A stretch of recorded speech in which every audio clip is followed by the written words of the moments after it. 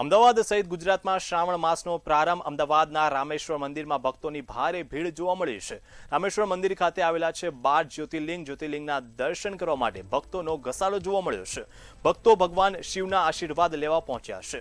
ભક્તો વ્રત ઉપવાસ કરી શિવની આરાધના કરશે। ભગવાનને રીઝવવા ભક્તો પંચામૃતનો કરશે અભિષેક। રામેશ્વર મંદિરનું વાતાવરણ બન્યું શિવમય।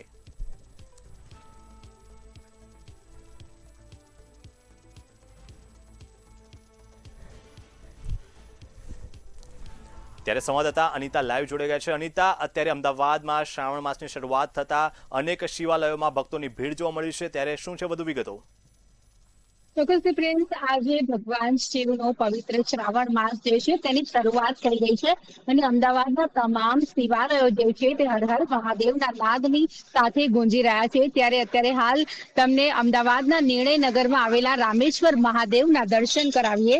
જેમ આપ જોઈ રહ્યા છો કે ભગવાન શિવની આપ જોઈ રહ્યા છો 12 ફૂટ ઊંચી આ પ્રતિમા શિવાલય જે છે તે જોવા મળી રહ્યું છે અને અહીંયા 12 જ્યોતિર્લિંગ આવેલા છે અને આ 12 જ્યોતિર્લિંગનો અભિષેક કરતા શ્રદ્ધાળુઓ પણ અત્યારે હાલ નજરે પડી રહ્યા છે। વહેલી સવારથી જ મોટી સંખ્યામાં આ રામેશ્વર મહાદેવના દર્શન કરવા માટે થઈને શ્રદ્ધાળુઓનું ઘોડાપુર જે છે તે ઉમટ્યું હતું ને અત્યારે હાલ આપ જોઈ શકો છો કે તમામ શ્રદ્ધાળુઓ જે છે તે અત્યારે હાલ પૂજા અર્ચના કરતા નજરે પડી રહ્યા છે।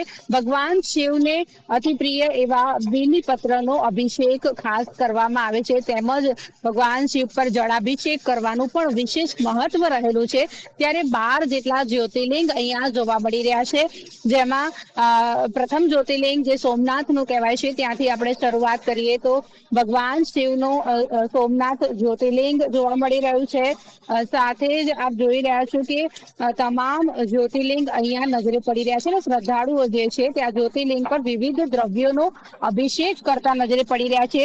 ત્યારે સોમનાથ મહાદેવ બાદ આ બીજું જ્યોતિર્લિંગ અમે તમને બતાવી રહ્યા છે, જેમાં આ ભગવાન શિવનું ત્રંબકેશ્વર મહાદેવ નું આ જ્યોતિર્લિંગ છે। સાથે જ ત્રીજું જ્યોતિર્લિંગના તમને દર્શન કરાવીએ, જેમાં ભગવાન મહાદેવ જે છે તેમનું આ જ્યોતિર્લિંગ જે છે તેમાં લોકો દર્શન કરી રહ્યા છે, દ્રવ્ય ચડાવી રહ્યા છે અને મલ્લિકા અર્જુન મહાદેવનું જ્યોતિર્લિંગ છે।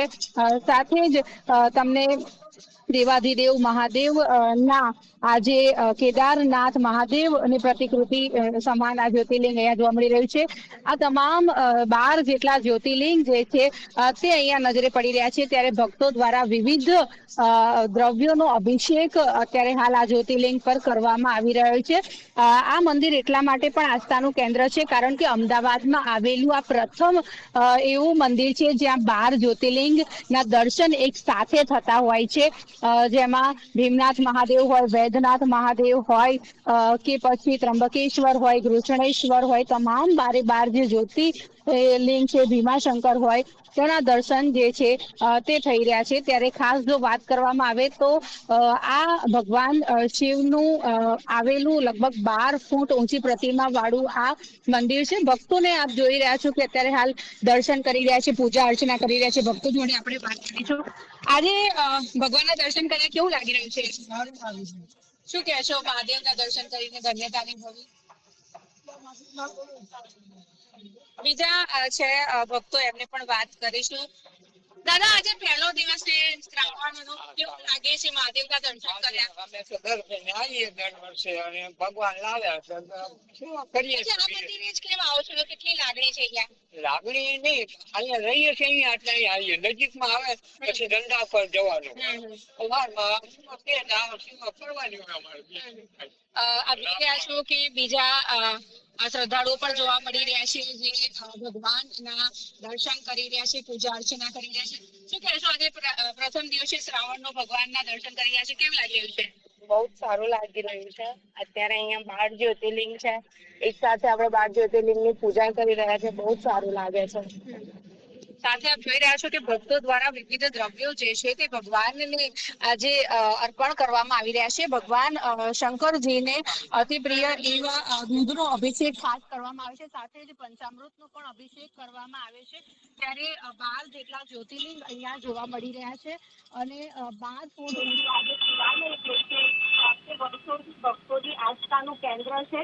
કારણ કે અહીંયા જે લોકો બહાર જઈને બધા જ્યોતિર્લિંગના દર્શન નથી કરી શકતા તે એક જ સ્થળે આવીને આ તમામ જે જ્યોતિર્લિંગ છે તેના દર્શન કરવા માટે ખાસ અહીંયા એના પૂજારી જે છે એમની વાત કરીશું. શું કહેશો આ મંદિરનો શું ઇતિહાસ છે કે? 60 વર્ષ જૂનું મંદિર છે, 12 ફૂટની મૂર્તિ છે અને 12 જ્યોતિર્લિંગ છે અહીંયા. 60 વર્ષથી એક દારી પબ્લિક અહીંયા આવે છે. શ્રાવણ મહિનામાં સોમવારે અમાવસ્યે તો બહુ ભીડ રહે છે. એટલી બધાને રોજ પબ્લિક અહીંયા આવે છે સારી. શ્રાવણમાં કેવું આયોજન હોય છે અહીંયા ભક્તો માટે? ભક્તો માટે સારું આયોજન હોય છે, એમ બહુ સારું. કેટલું મહત્વ છે આ મંદિરનું? આ મંદિરનું બહુ મહત્વ છે. તમે કેટલા વર્ષોથી અહીંયા સેવા કરો હું છો? 60 વર્ષથી.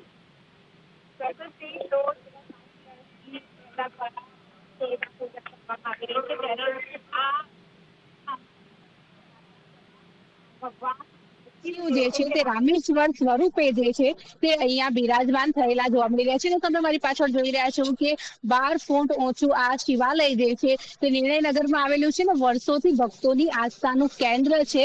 ત્યારે વહેલી સવારથી જ મોટી સંખ્યામાં ભક્તોએ ભગવાન શિવના દર્શન કર્યા ને અહીંયા આવેલા જે 12 જ્યોતિર્લિંગ જે છે તેના ઉપર જળાભિષેક કર્યો અને ધન્યતા અનુભવી.